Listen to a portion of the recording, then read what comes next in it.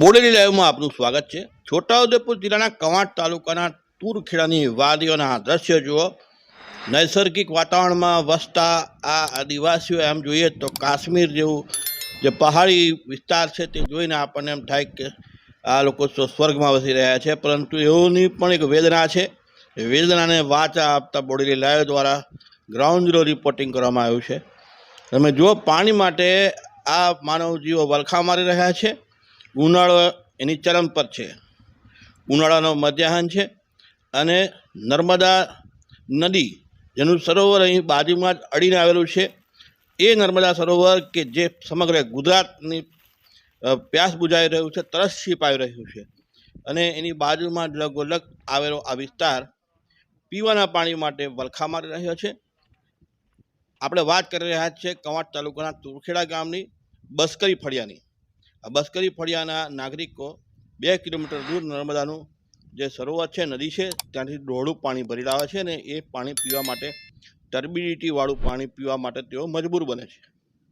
ટર્બિડિટી biological oxygen demand, chemical oxygen demand સહિત એની pH value, તમામ વસ્તુઓ જે ગુણવત્તાઓ છે પીવાના પાણીની તેની ઉપર વટ જાય છે અને કોઈ પણ પ્રકારના એના વગર આ લોકોને પાણી એ પીવું પડે છે।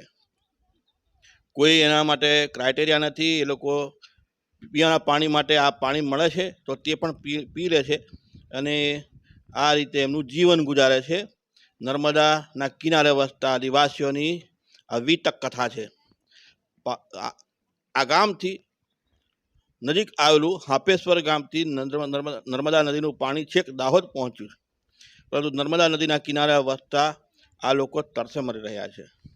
છોટાઉદેપુર જિલ્લામાં કવાંટ તાલુકો છે તે સૌથી વધુ વિકાસથી વંચિત છે। આર્થિક મધ્યપ્રદેશ અને મહારાષ્ટ્ર રાજ્યના સરહદી વિસ્તાર કે સરહદ અહીંથી અડીને આવેલી છે। હજુ સુધી તો પણ બે રાજ્યોની સરહદ અડેલી છે, તો પણ અહીં વિકાસ પહોંચ્યો નથી એમ કહેવામાં આવતી નથી। એ સમગ્ર નરી વાસ્તવિકતા છે, વરવી વાસ્તવિકતા આપણે દ્રશ્યમાન થાય છે। તમે જુઓ કે આદિવાસી મજબૂર મહિલાઓ બેસુમાર છે। આ રીતે ડોળું પાણી, ટર્બિડિટી વાળું પાણી જે પીવા લાયક પણ ન હોય તેવા પાણી પીવા માટે મજબૂર બને છે અને 2-2 કિલોમીટર દૂર જઈ આ રીતે પાણી એ લોકો ભરી લાવે છે। હાપેશ્વર, કવાંટ તાલુકાના હાપેશ્વરથી નર્મદા નદીનું પાણી પાઇપલાઇન મારફતે છેક દાહોદ સુધી પહોંચાડવામાં આવે છે અને આ નર્મદા નદીનું પાણી નર્મદા મુખ્ય નહેર મારફતે સમગ્ર ગુજરાતમાં અને રાજસ્થાન સુધી પહોંચાડાય, પરંતુ હાપેશ્વર જૂથ ગ્રામ પંચાયતના તુરખેડા ગામના બસ્કરી ફળિયામાં નિવાસ કરતા 30 પરિવારના 125 જેટલા પરિવારજનો સભ્યો પશુઓ પીવાના પાણી માટે ફાંફા મારી રહ્યા છે। બોડેલી લાઈવની ટીમ દ્વારા તુરખેડા ગામના બસ્કરી ફળિયાની રૂબરૂ મુલાકાત લેવામાં આવી હતી, ગ્રાઉન્ડ ઝીરો રિપોર્ટ કરવામાં આવ્યા હતા।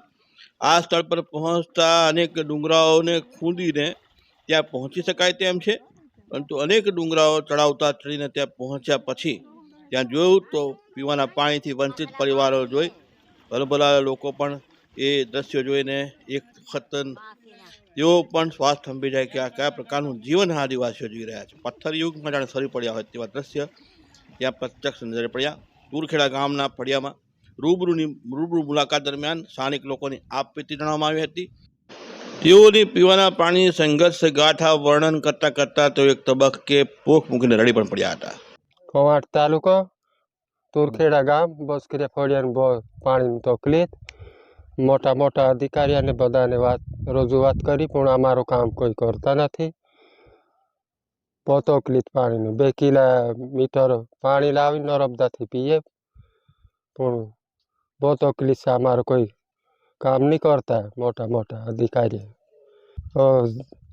ધારાસભ્યને બી મળીએ છે, તે બી અમારું નજીક આવી ગયો, આવતા વર્ષે કરવું કીધું, આવો ઓણ બી વરસાદ નજીક આવજો, ઓણ બી નહીં કરવાના। જરૂરી અમારે તાત્કાલિક કામ થઈ જવા જોઈએ। જામશે રાઠવા। નર્મદા નદીના કિનારે નર્મદાના વિશાળ સરોવરની લગોલગ વોટર બોડી છે વિશાળ, તેની લગોલગ વસેલા બસ્કરી ફળિયાના મહિલાઓ અને પુરુષો અનેક ડુંગરાઓ ઉતરી ચડી 2 કિલોમીટર દૂર નર્મદા નદીમાં પીવાના પાણી લેવા જાય છે। નર્મદા નદીનું ડોળું પાણી ભરી બેડાઓ માથે મૂકી મહિલાઓ અનેક ડુંગરાઓ ચડી આ પાણી લાવવા માટે મજબૂર બની જાય છે। નર્મદા નદીના કાંઠાથી ખાલી હાથે ટેકરા ચડવો હોય, ડુંગર ચડવો હોય, ઠેકવો હોય તો ખૂબ મુશ્કેલ અને દુષ્કર કાર્ય છે. પરંતુ આદિવાસી મહિલાઓ માથે પાણીના બેડા વજન ઉચકી ટેકરા ચડી પાણી લાવે છે. આ દ્રશ્ય જોઈને આપણને એવું થાય કે આ આઝાદી પછીનું આઝાદીના 75 વર્ષની ઉજવણી પછી આ દ્રશ્ય જોવાનું આપણને ખૂબ જ કપરું લાગતું હોય છે. જાડી ચામડીના આપણા અધિકારીઓ અને જે લોકોના માથે જવાબદારીઓ છે તે લોકો પણ આ દ્રશ્યો જોઈને કેમ ચૂપ બેસી રહેતા હશે. મૂળ તુરખેડા ગામ નર્મદા ડેમના ડૂબમાં જતા અસરગ્રસ્તોને વસાહતોમાં પુનર્વસવાટ કરવામાં આવ્યા છે. પરંતુ જે લોકો ડૂબમાં નથી ગયા તે લોકો આજે પણ આદિમાનવ જેવું જીવન જીવવા મજબૂર બન્યા છે. બસ્કરી ફળિયા સુધી પહોંચવા માટે રસ્તો નથી. ત્યાંના બાળકો માટે આંગણવાડી, પ્રાથમિક શાળા કે આરોગ્ય કોઈ સુવિધા જ નથી, જેને લીધે ત્યાંના બાળકો શિક્ષણથી વંચિત રહેવું પડે છે. આ ફળિયાના 3 જેટલા હેન્ડપંપ ના બોર બનાવવામાં આવ્યા છે, પરંતુ પાણી નહીં આવવાથી આ બોર પણ ફેલ ગયા છે. જેથી ફળિયાના લોકો નર્મદાનું પાણી પીવા પાણી મજબૂર બન્યા છે. કવાંટ તાલુકા, હાપીસર પંચાયત, તુરખેડા ગામ, બસ્કરીયા ફળિયા. પાણીની બહુ તકલીફ છે. રોજ રોજ આમું વાત કરીએ, બાકી કશું કરી આલતા નથી. આમું બધી બેની જીન નર્મદાથી પાણી લાવીએ, છોકરાને રાંધી ખાવડાવીએ, નાવા ધોવાનું નર્મદા બધું આવું સગવડ આમ કરીએ. એવી તકલીફ આમ કરીએ, બધાને આમ વાત કરીએ, બાકી કોઈ સગવડ નથી કરી આલતા અમને. આમું માથે પાણી લાવીએ, બેહીને થાકી જઈએ છે. રસ્તામાં બેહતા આવીએ છે. આમું મૂર્ખી તાલુકા, તુલખેડા ગામ, બસ્કરીયા ફળિયા. અમારો પાણીનું બહુ તકલીફ છે. નર્મદા કિનારેથી નો લાવીએ ને વાટે બેહતા અડધો ડુંગર ચડે ને બહીએ, પાણી પીને પાછા ચડીએ, તે પાછા ઉપર ચડીને બહીએ, તો પછી ઘેર આવીને આવતા થાકો પીએ, પછી કામ કરીએ. આમ સારી તકલીફ છે અમારે પાણીની. ને અમારે નિહાર જોવે ને રસ્તો જોવે, 3 વસ્તુ જોવે. 1 કિલોમીટર ડુંગર ઉપર આવીએ, આમ ઉપર પાણી લઈને ચડવાનું.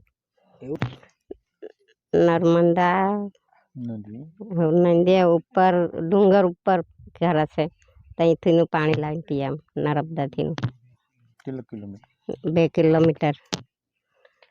સરકાર અમને પાણીની સુવિધા કરી એટલું અમને જોવે. શું નામ? જયંતિબેન.